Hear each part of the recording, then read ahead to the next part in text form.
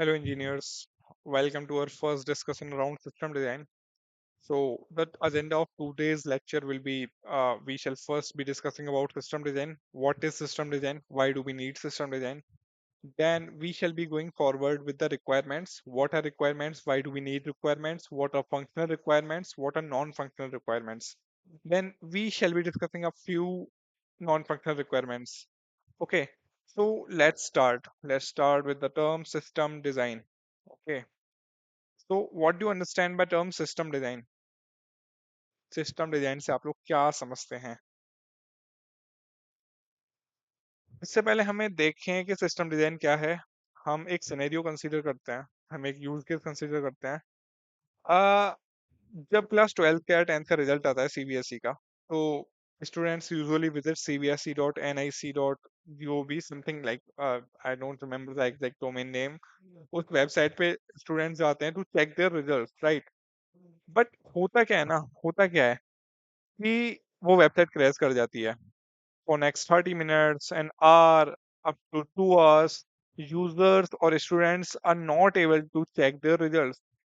उसका एक सिंपल सा रीजन है, उसका एक सिंपल सा रीजन है, एंड द रीजन इज कि जो सीबीएसई है, जो सीबीएसई के लाइक पर्सन्स हैं, उन्होंने क्या, लाइक जो इंजीनियर्स हैं, उन्होंने सही से उसको सिस्टम डिजाइन नहीं किया है। अब इस बात से हम क्या समझते हैं कि उसको सही से सिस्टम डिजाइन नहीं किया है?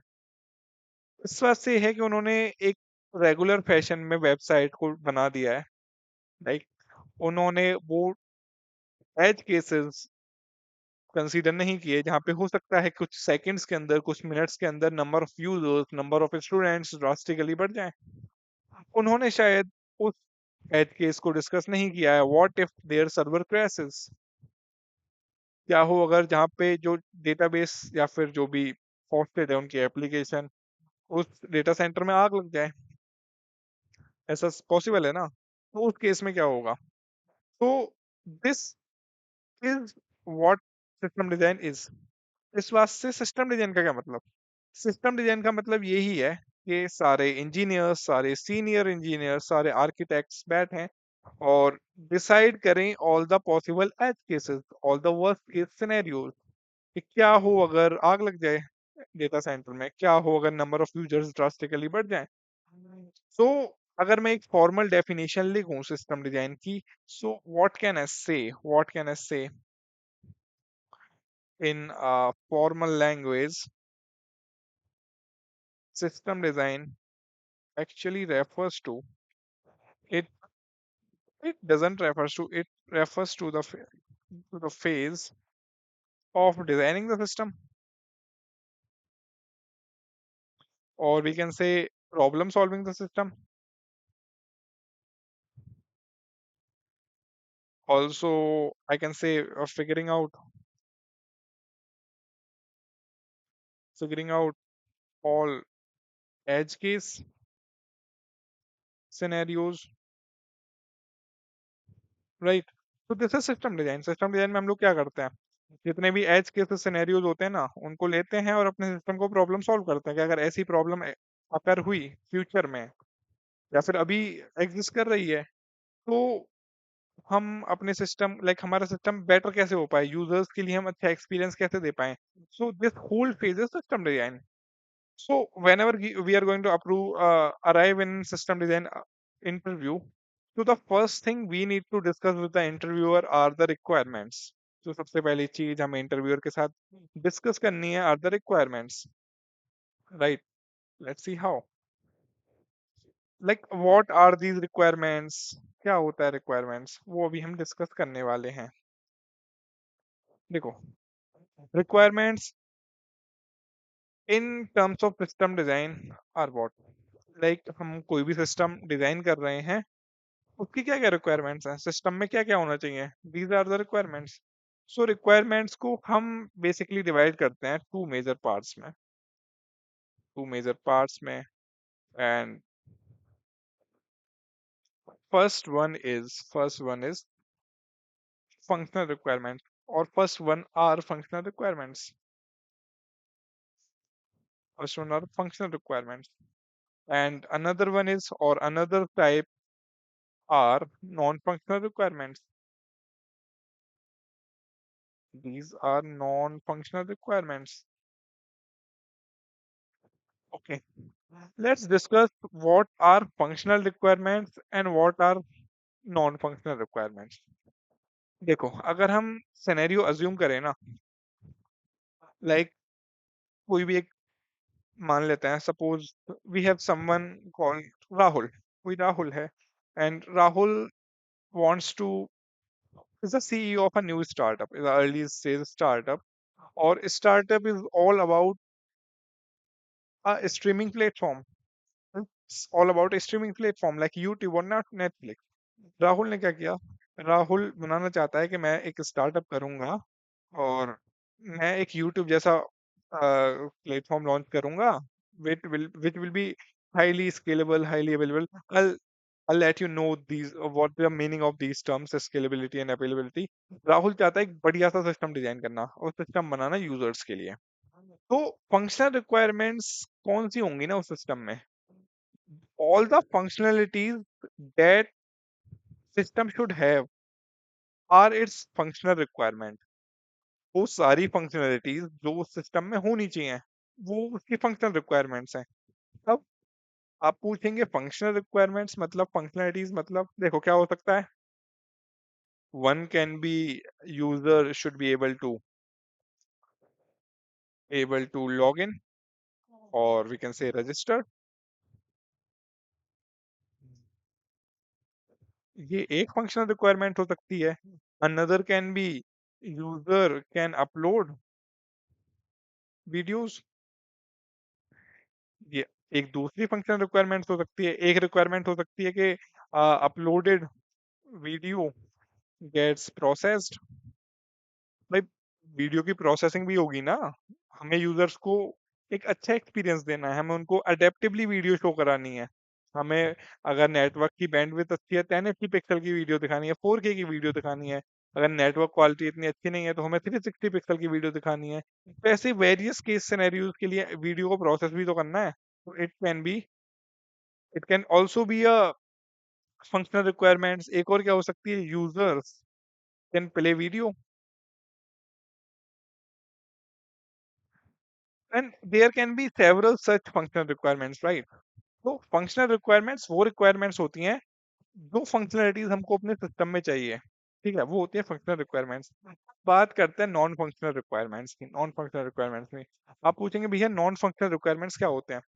तो नॉन फंक्शनल रिक्वायरमेंट्स कोई ऐसी फंक्शनलिटी नहीं है जो हमारे सिस्टम में ऐसे हमको दिखनी चाहिए, but these are good to have. These are good to have.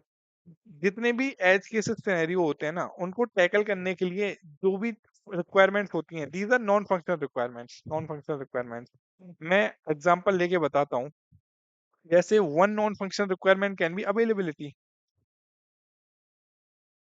Availability, तो आप पूछेंगे भैया अवेलेबिलिटी क्या है, अवेलेबिलिटी नॉन फंक्शनल रिक्वायरमेंट क्यों है? भाई, अवेलेबिलिटी का देखो मतलब है सीधा साधा कि तुम्हारा सिस्टम अवेलेबल होना चाहिए यूजर्स को। अब ऐसा थोड़ी है कि राहुल ने स्टार्टअप लॉन्च कर दिया और सर्वर क्रैश कर गया, यूजर ना ही वीडियो को अपलोड कर पा रहे हैं ना ही वीडियो को देख पा रहे हैं, तो सिस्टम अवेलेबल कहाँ रहा? आपको लग रहा है कोई यूजर आएगा अगले दिन से या फिर अगले ही टाइम से राहुल के स्टार्टअप पे? नहीं, तो स्टार्टअप चल ही नहीं पाएगा, यूज लॉस, डिप्रेशन में चला जाएगा Rahul. Another can be scalability. क्या हो अगर नंबर ऑफ यूजर्स ड्रास्टिकली बढ़ जाए? हो सकता है ना। Then one can be maintainability और maintenance. Then we can have fault tolerance, consistency, and we may have multiple non functional requirements as well. जैसे जैसे हम अपने इस सीरीज ऑफ लेक्चर्स में series of system design discussions में आगे बढ़ते रहेंगे, we shall be discussing about more functional and non functional requirements. ठीक है, यहाँ तक समझ आया? ठीक है, अब देखते हैं ना। अब हम देखते हैं अच्छे से कुछ नॉन फंक्शनल रिक्वायरमेंट्स को। लाइक फंक्शनलिटीज तो सिस्टम के हिसाब से अलग अलग होते हैं ना। यूट्यूब के लिए ये है, हो सकता है हम लीड कोड जैसा कुछ प्लेटफॉर्म बना रहे हो, उसके लिए अलग फंक्शनल रिक्वायरमेंट्स होंगी। But non functional requirements are almost similar for more than 90% of the system. ठीक है, तो हम नॉन फंक्शनल रिक्वायरमेंट को थोड़ा अच्छे से पढ़ते हैं। ठीक है, थोड़ा अच्छे से पढ़ते हैं। बात करते हैं अपने फर्स्ट नॉन फंक्शनल रिक्वायरमेंट की, दैट इज अवेलेबिलिटी। ठीक है, अवेलेबिलिटी की बात करते हैं। सॉरी अगर मुझसे स्पेलिंग एरर हो जाए, I am not that good in English. Okay, देखो अवेलेबिलिटी से आप लोग क्या समझते हो, अवेलेबिलिटी से आप लोग क्या समझते हो, व्हाट अवेलेबिलिटी इज, जैसा मैंने अभी बताया, like system should be available to users. तो वही है, अगर मैं इसकी फॉर्मल डेफिनेशन लिखना चाहूँ ना, अगर मैं इसकी फॉर्मल डेफिनेशन लिखना चाहूँ तो मैं क्या कहूंगा, मैं कहूंगा it is percentage of time, it is percentage of time for which some services or feature of the whole infrastructure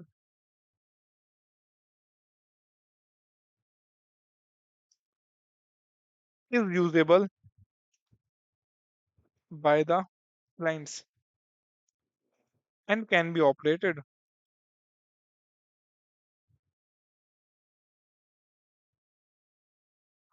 in normal conditions। ठीक है, ये तो होगी फॉर्मल डेफिनेशन। मैं बताता हूँ क्या होता है।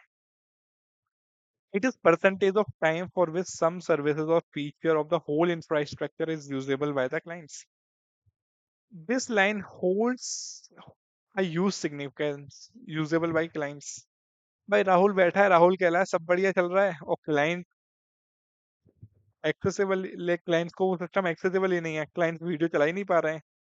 तो राहुल के हिसाब से थोड़ी ना चलेंगी चीजें, it should be driven by the clients. तो the first thing is the system should be usable by client. ठीक है, अब द परसेंटेज ऑफ टाइम, जितने टाइम के लिए, 24 घंटे में से अगर 24 घंटे क्लाइंट्स उस सिस्टम को प्रॉपरली यूज कर पा रहे हैं, what does it mean, it means availability is 100%। What does it mean, it means the availability is 100%, right.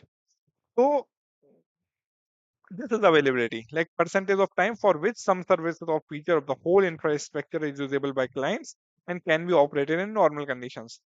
अब हम देखते हैं ना अवेलेबिलिटी को हम मेजर कैसे कर सकते हैं भाई। देखो एवरीथिंग इज रिलेटेबल। ठीक है, हर चीज रिलेटेबल है, अर्थ पे, यूनिवर्स में, स्पीड, वेलोसिटी, हर चीज रिलेटेबल है। तो the only thing constant is change, right. Like Shri Krishna ने भी कहा है श्रीमद् भगवत गीता में कि the change is the only constant. तो अवेलेबिलिटी तो भी कहीं ना कहीं रिलेटिव होगी ना, अगर मैं कह रहा हूँ ज्यादा अवेलेबिलिटी, ज्यादा कम अवेलेबिलिटी, तो ये मैं कहीं से किसी से किसी से कंपेयर कर रहा हूँ ना। तो अब क्वेश्चन आता है, how can I measure availability, how can I measure availability. Let me write here what happen, या how can we measure availability. देखो कैसे मेजर करेंगे, तो we have something called as nines। Let me check at Google।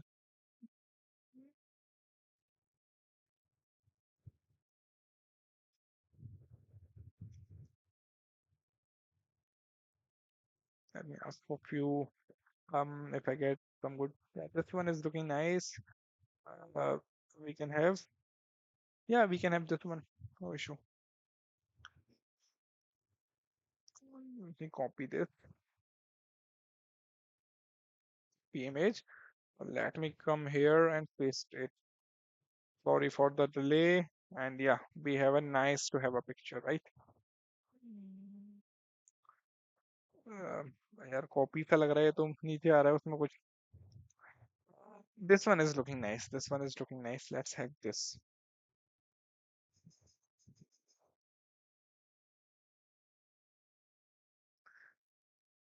देखा, ये colourful है थोड़ा। अच्छी सी इमेज ढूंढ के लाया हूँ आप लोगों के लिए। देखो देखो देखो, हाँ ये बढ़िया है। देखो अवेलेबिलिटी को हम ना नाइन्स की टर्म में मेजर कर सकते हैं, नाइन्स की टर्म्स में। इफ समवन इज सेइंग, अगर राहुल कह रहा है कि भाई my system is my, like what ever system he has is 90% available, अगर वो 90% अवेलेबल है, तो what does it mean. What does it mean? कि हर साल per year it will be 36.5 days for which it will be down. Here we have downtime. एक साल में 36.5 days के लिए वो डाउन रहेगा सिस्टम, और हर वीक में 16.8 आवर्स वो डाउन रहेगा सिस्टम। अगर राहुल कह रहा है 99% अवेलेबल है, इसका मतलब इतने दिन डाउन रहेगा। इतना बोल रहा है 99.5, देन इतने दिन डाउन रहेगा। Then we have 99.9, that is 3 9s, 4 9s, 5 9s, 6 9s, 7 9s, right? So what we understand from this table, we understand कि जितने ज्यादा नाइन्स होंगे उतना ज्यादा हमारा सिस्टम अवेलेबल रहेगा। More the number of nines, more will be availability of our system. ठीक है, जितने ज्यादा नाइन्स होंगे उतना ज्यादा अवेलेबल रहेगा हमारा सिस्टम। अब द क्वेश्चन है, okay one more thing, availability को हम पता है क्या बोल सकते हैं? हम अप टाइम भी बोल सकते हैं। We can also say as uptime, क्योंकि this is the percentage of time the website और एप्लीकेशन और सिस्टम इज अप, तो it is also known as uptime. और जब जब वो अप नहीं होता है उसको हम बोलते हैं down time. Down time is basically defined here in this table, right? तो हमने देखा जितने ज्यादा नाइन्स होंगे उतना ज्यादा हमारा सिस्टम अवेलेबल होगा। ठीक है, अब ठीक है, हमने ये तो देख लिया हाउ टू मेजर अवेलेबिलिटी। भाई अगर someone is saying my system is available for 4 nines and someone is saying कि my system is available for 5 nines, तो सीधा साधा मतलब है कि जो 5 बोल रहा है ना, जो 5 बोल रहा है, उसका सिस्टम ज्यादा अवेलेबल है। क्लाइंट्स का यूजेबल टाइम ज्यादा है। ठीक है, सो दिस इज अवेलेबिलिटी।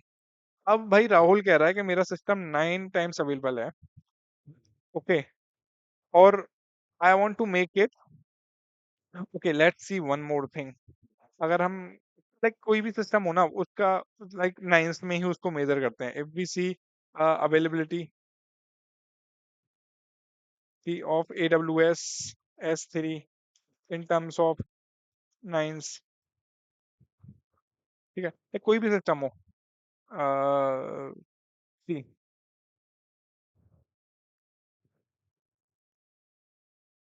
भाई ये तो बहुत ज्यादा हो गए, 11 नाइन्स हो गए, इतना थोड़ी होगा। Let's see, oh sorry, we have something here, let me come back. S3 is designed to provide 11 nines data durability and 4 nines availability by default. तो AWS की अवेलेबिलिटी कितनी है? 4 नाइन्स तक की। हम लाइक कोई भी सिस्टम हो सकता है, उसकी अवेलेबिलिटी हम नाइन्स में कैलकुलेट करते हैं। नाउ तो क्वेश्चन अराइज कि हमारी अवेलेबिलिटी 4 नाइन्स है, हम इसको 5 नाइन्स कैसे कर सकते हैं, 6 नाइन्स कैसे कर सकते हैं? So the question arises here is, how can we make a system more, how can we make a system highly available?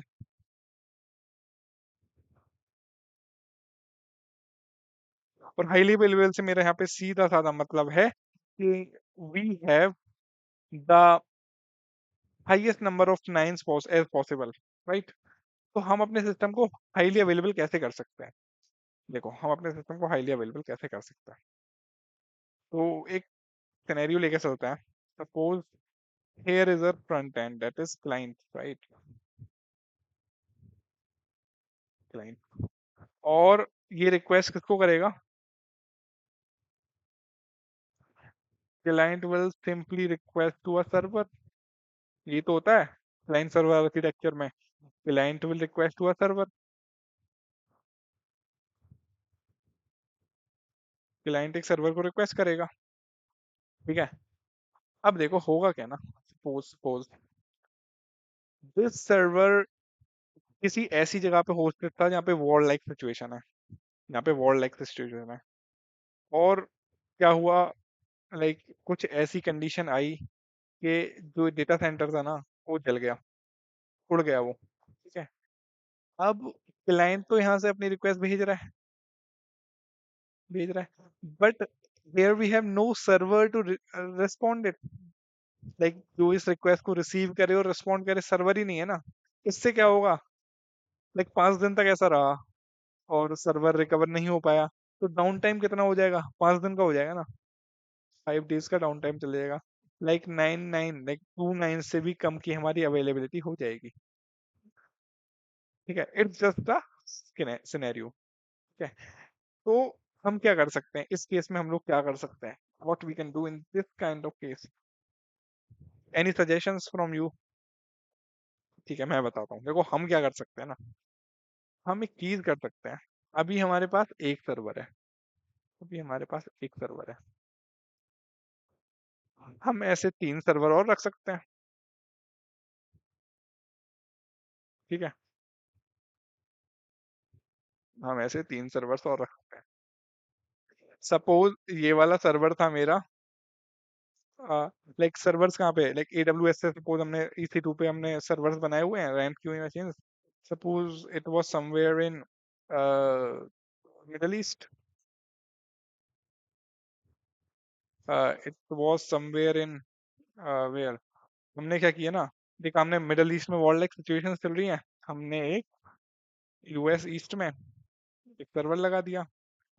Then एक हमने सर्वर अपना डिप्लॉय कर दिया कहाँ पे? साउथ एशिया में, इंडिया में। ठीक है, देन एक सर्वर हमने लगा दिया यूरोप में, यूरोप में।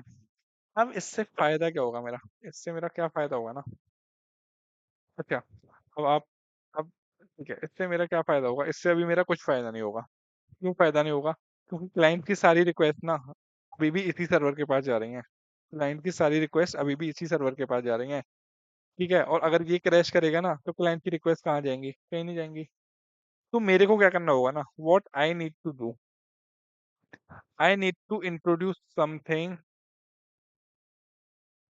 अभी हटाओ यार इसको, तो यहाँ हटा देते हैं इसको।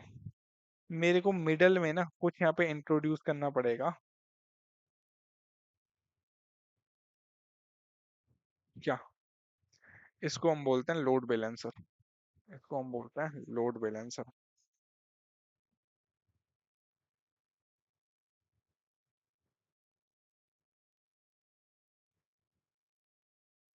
ये हम क्या करेंगे ना, हम क्या करेंगे, we will introduce the load balancer. छोड़ गया भाई ये तो, पूरा हटाना था मेरे को। हमने क्या किया ना, एक लोड बैलेंसर इंट्रोड्यूस कर दिया। और what this load balancer do, client क्या करेगा ना, क्लाइंट अपनी रिक्वेस्ट जब सेंड करेगा, लोड बैलेंसर को सेंड करेगा। और लोड बैलेंसर देखेगा कौन सा सर्वर मेरा अवेलेबल है, कौन सा सर्वर अवेलेबल है।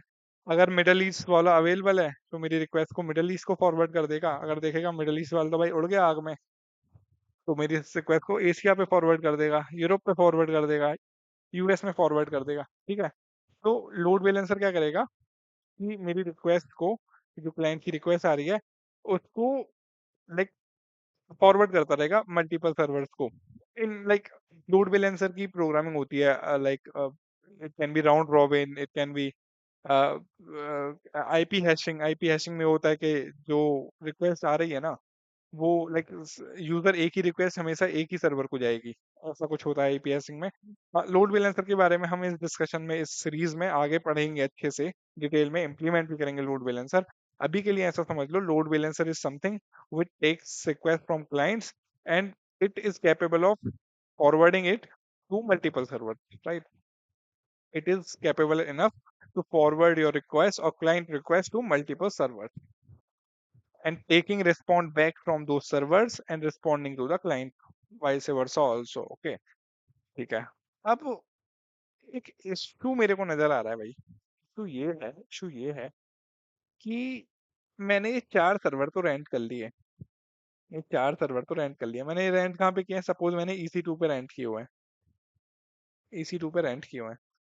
अब राहुल का अर्ली स्टेज स्टार्टअप है, इतने पैसे हैं नहीं अभी।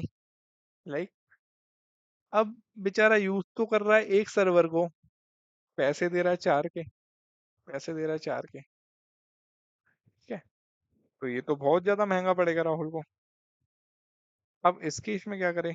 अच्छा, अगर अगर यूज नहीं करता है, अगर सिंगल सर्वर यूज करता है, तो हो सकता है सिस्टम अवेलेबल ना रहे। अगर मिडल ईस्ट वाला भाई उड़ गया तो क्या होगा? सिस्टम अवेलेबल ही नहीं होगा, यूजर्स वीडियो देख ही नहीं पाएंगे। यूजर्स वीडियो नहीं देख पाएंगे तो खत्म है, स्टार्टअप खत्म है राहुल का। तो मल्टीपल सर्वर्स तो रखने पड़ेंगे, मल्टीपल सर्वर्स तो रखने पड़ेंगे। So what Rahul can do ना, what Rahul can do, he can keep this server in warm state. This server, this is the primary server, इसको राहुल रख सकता है हमेशा रनिंग स्टेट में। रनिंग स्टेट में, late me write here, running state में। ठीक है।